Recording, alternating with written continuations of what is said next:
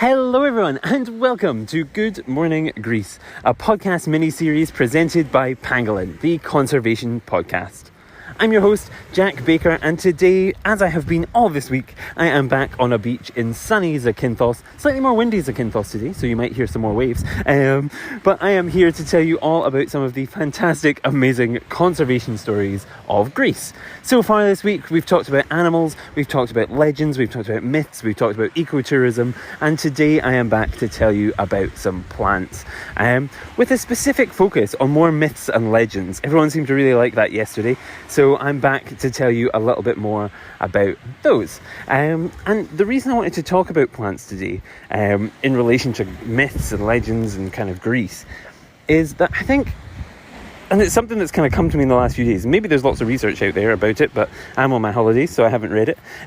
But something I've been thinking about is how we anthropomorphize animals when we talk about them. We make them very human. We want to kind of make them relatable, and it's really tricky to do that with plants, because obviously animals have eyes, they have mouths, they have families that act in very similar ways to us sometimes. So it's easier to make humans relate to animals. But plants, they don't have that necessarily, yet they're still extremely threatened and extremely endangered. They have 40% of all kind of plant species are threatened with extinction. They're threatened with the faces of deforestation and habitat loss and kind of the expansion of farmland. And under the sea plants, I'm looking at the ocean, are threatened with things like trawling, kind of destroying the seabeds, kind of humans going in and interfering with ecosystems. So there's all these problems facing plants, but it's hard to anthropomorphize them sometimes and make people relate to their stories. So in being in Greece and thinking about the myths and legends, I've been thinking a lot about, well, could these legends perhaps be the key to making people understand or appreciate plants more than they already do or necessarily thought they could? Because a lot of the stories of Greek myth actually involve people becoming plants through some kind of tragedy or horrible thing, or they involve plants in some way that is really interesting and clever and cool. So I thought I'd tell you some of those myths, let you fall in love with the plants and see if it's as effective a tool as I think it may be. Let me know. You can contact me on social media. We're at Pangolin Podcast on Twitter, Instagram, Facebook, all of them. So yeah, go on there. Let us know what you think. Let me know what you think. And yeah, we can see. So the first story I wanted to tell you was the story of aconite. Aconite is a tall, purple-blue flower that is extremely poisonous, and it was cursed by a witch to be that way. And the reason that this plays such a strong role in Greek myth is it was actually this poison that was used by the goddess Athena when she was challenged Arachne to a spinning contest. So Arachne was this famous renowned weaver. She would weave the most beautiful, intricate patterns in all of Greece. And people would come, they would see the designs, they would come and see them being weaved in some kind of live display to see stories unfold before them.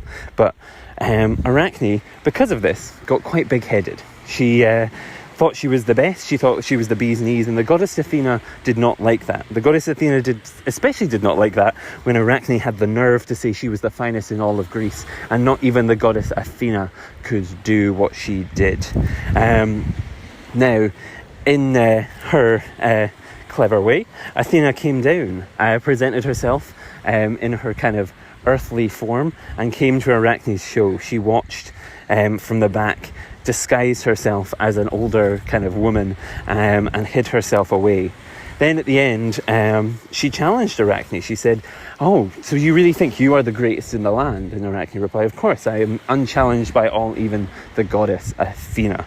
And at that point, Athena ripped back her disguise, revealed herself to be who she truly was, this goddess of what's war, is it? Yes, goddess of war, and this powerful woman of kind of amazing stature and skill. And Arachne obviously was slightly terrified, but she was she had to hold her nerve, because Athena then challenged her to a weaving contest. they sat down, they weaved, and Athena weaved and weaved and weaved all these beautiful patterns, stories of love and this and that and the next thing, and the power of the gods. And Arachne sat down enraged by this. She thought, I'm being embarrassed. So what did she do? When it came to her turn, she wove and she wove and she wove and she wove stories of the discrepancies of the gods, the places where they had failed or misled humanity or let people kind of die, or kind of revealed their kind of mistakes. Now Athena didn't take too kindly to this. She looked angry. And as soon as Arachne finished weaving, she kind of realised what she'd done. She'd angered this goddess who had a reputation for, while being kind of fair, she had angered a goddess. So one of the 12 Olympians, daughter of Zeus, she angered her and upset her. And in her fear and in her kind of, whatever it was that overcame her, she realised she'd made a mistake. She tried to beg for her life. She tried to run. She tried to do whatever, but she could not. Athena was angry, and Athena gave her the poison from the aconite, which turned Arachne into a spider, where she sits and she weaves the most beautiful patterns still to this day. Now, I think that's a fantastic story. Now, that one's more a spidery related story, but it does relate to the poison of the aconite as well. I think what's interesting is, and it's something that kind of comes up a lot in Greek myth, is how it changes. So that's that telling of the story, but another telling of the story is that, depending on how forgiving you see the goddess Athena, some say she poisoned. Sometimes it's said that she, in fact, let... Arachne was so scared, she ran outside and she hung herself from a tree outside her home. And from that hung body, Athena then took and turned her into a spider. So, interesting, different takes. The aconite one more plant related, obviously, so that's why I told you. But yes, interesting nonetheless.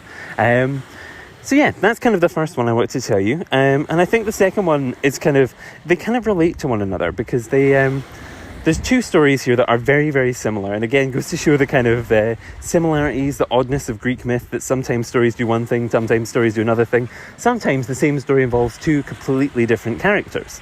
And so the first telling of the story is that Hermes, the messenger god, was playing with his lover, Crocus. Now, Crocus was a beautiful young man that he would play with and then go off and do his thing, because gods are not always the most faithful.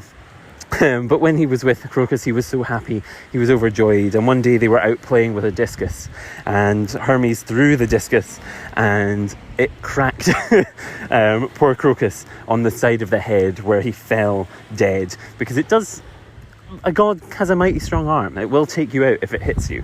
And where Crocus fell dead, the blood that dripped into the soil, Hermes turned into the flower, the crocus, the beautiful purple flower that we all now know and love.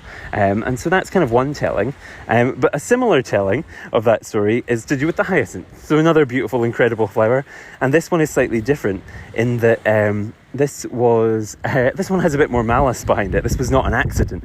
The god Apollo, I believe, was playing with his lover Hyacinth, and the jealous Zephyrus, who was the west wind, was watching. Zephyrus also loved the beautiful Hyacinth. He wanted to be with him, but of course he could not. So what he did was, when Apollo threw a discus to the lovely Hyacinth, the west wind caught it.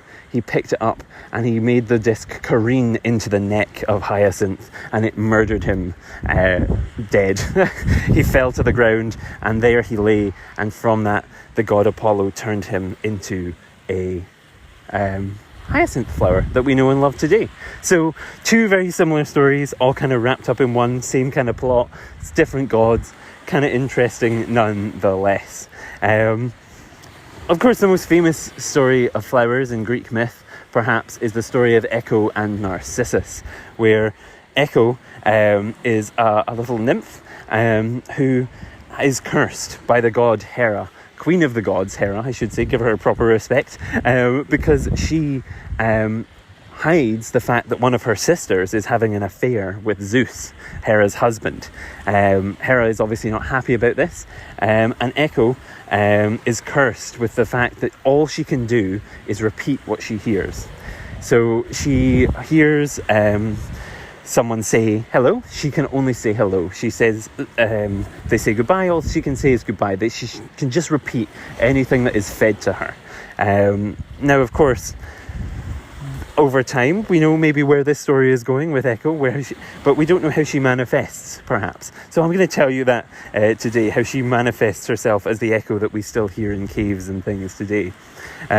So what happens is, after she's cursed, Echo runs around kind of looking for love, looking for someone to find, to look after her, to respect her, because she has this horrible, horrible curse, and she cannot find anyone, until one day she stumbles upon the lovely Narcissus, the most beautiful boy in all of the land. Now Narcissus sees her coming, and he is immediately upset and offended, because everywhere he goes, because he is so beautiful and wonderful, he is come upon by women, by men, by whoever can get close enough to him. They will try and flirt and try and impress and woo him, and he's fed up. So when Echo approaches and starts repeating everything he said, he gets extra annoyed, he gets extra spiteful. He falls by the river in anger and kind of pushes her away and says, "Go, run." And in her sadness, Echo runs and runs and runs, being rejected by the last person she could possibly be rejected from. She runs and she runs and she runs, and she hides in a cave. And when she hides in that cave, over time she slowly rots, her body dies, and she turns into the Echo that we know and can be found everywhere now today. That repeating voice that when you shout into a cave, "Hello," it kind of shouts back at you, because Echo is still lonely, trying to find love and affection and attention. But that leaves us with Narcissus, the beautiful boy who had fallen by a river. And in that river, he found the most beautiful thing he'd ever seen. He found someone as beautiful as he, and he thought, now, this is who I want to be with. This is the person for me. He looked into the river and he saw this kind of beautiful boy staring back at him. The perfect crystal clear waters. The guy was just beneath the surface, just out of reach. But every time Narcissus reached down to touch him, the boy disappeared. He would be gone. The water would kind of crackle and the boy would retreat into the distance. So Narcissus thought, well, what am I going to do? I can't be with him. So he thought, and he sat and he stared and he stared and he stared and he stared and he stared and he stared and he stared and he stared and he stared and he stared, until eventually the gods took pity on poor beautiful Narcissus and turned him into the daffodil, the Narcissus that we know and love today, the flower that can often be found growing on riverbanks, looking down into the water. And yeah, so I think that one's kind of a sad one. I don't know. So we've had, now that I think about these, maybe they aren't the best way to communicate flowers, because we've had 2 murders by discus. We've had someone so vain they turn into a flower. And yeah, who was the first one? Oh, aconite, the poison. So, still interesting, but fantastic tales that I think maybe we can all learn something from. Don't challenge gods being one. Maybe avoid frisbees if you can. And yeah, the last one of be careful and wary of your own vanity. Don't let it take complete hold of you. Now, those are kind of some of the stories of plants in the Greek mythology, in the Greek canon. There are 2 more that I wanted to mention, because they're 2 of the iconic species of plant. There is the laurel and there is the olive tree. Now, the story of the laurel is an interesting one. Our good friend Apollo is back for this one, and Apollo was cursed by the love god Eos. They had an exchange, and in his kind of punishment, Eos cursed Apollo with the fact that he would be forever in love with the nymph Daphne. So Daphne was this beautiful tree nymph, but the god Eos was extra cruel, because he then turned around and said, well, you may be in love with Daphne, but Daphne will never, ever, ever love you. And so Daphne spent the rest of her life fleeing the god Apollo. She wanted to get away with him more than anything that he could... anything that she could muster. She just wanted to run and be away. She was repulsed by him. He was disgusting to her. She didn't like it. She didn't want to be near it. She didn't want to think about it. She just wanted to be away from the wretched, horrid Apollo. And And she got her wish, because eventually, after praying and praying and praying, the gods took pity on poor Daphne, and they turned her into the laurel bush. And from it, Apollo plucked the leaves of the laurel, wove a beautiful headpiece, and wore it for the rest of days, which is where you get one of the national plants of Greece, the laurel. The final story then is also one of the national plants of Greece, and that is the story of the Athens and the olive tree. So when Athens was founded, it was founded as Attica, and the people of Attica, they thought, well, we are going to name our beautiful new capital, well, future capital, don't know if they knew that yet, but future capital city, after one of the gods. And the two gods who threw their hat into the ring were the lovely Athena and Poseidon, god of the sea.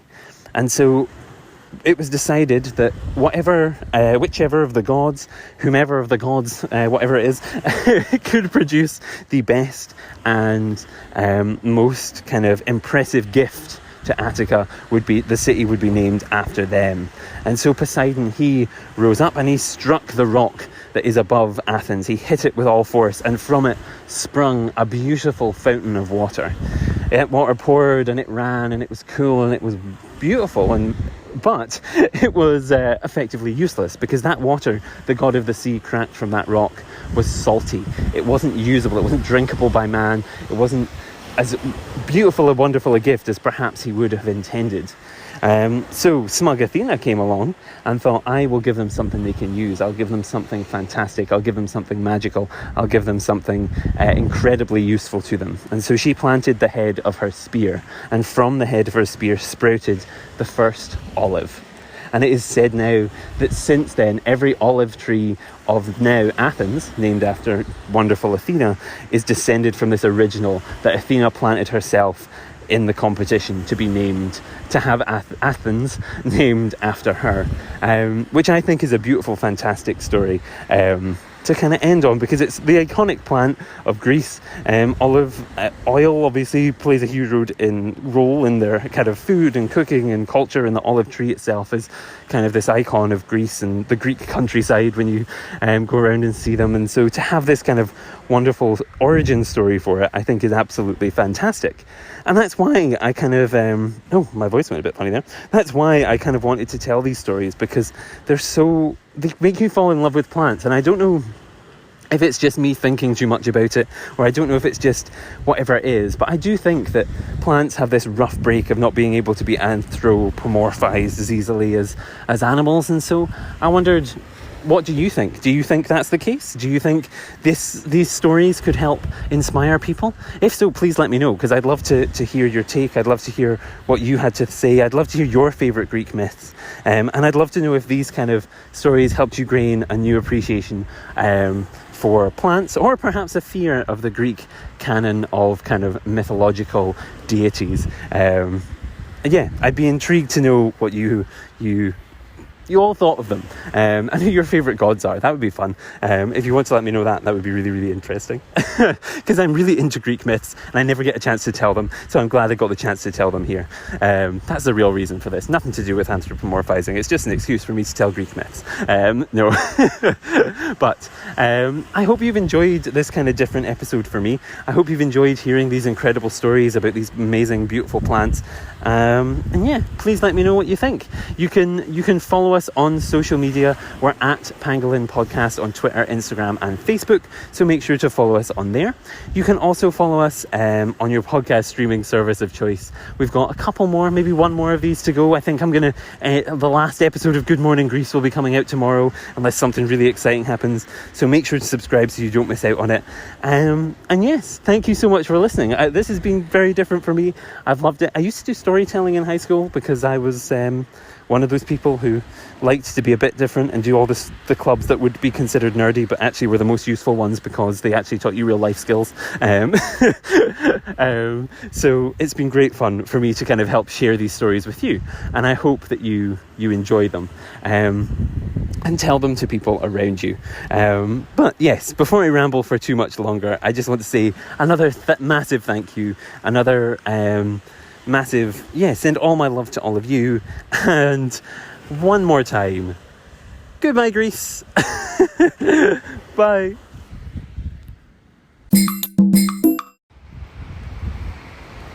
Hello everyone, just a quick note to say that when I was listening back to this, I realised that I made a terrible error. I accidentally named the god Eos as the love god in the story of Daphne and Apollo, but that is not true at all. The god of love is Eros. Eos is the goddess of the dawn who releases the sun chariot of Helios every morning to then race across the sky and give us all the light and nourishment from the sun that we need.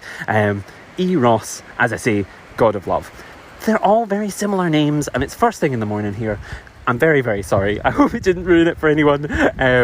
But yes, in case you were wondering, Eros, god of love. Eos, god of the dawn. And yeah, Apollo, unlucky Apollo, made a fool and made angry Eros, not Eos. Can you see where my confusion lay? Okay, until next time, guys. Sorry about that one, and goodbye.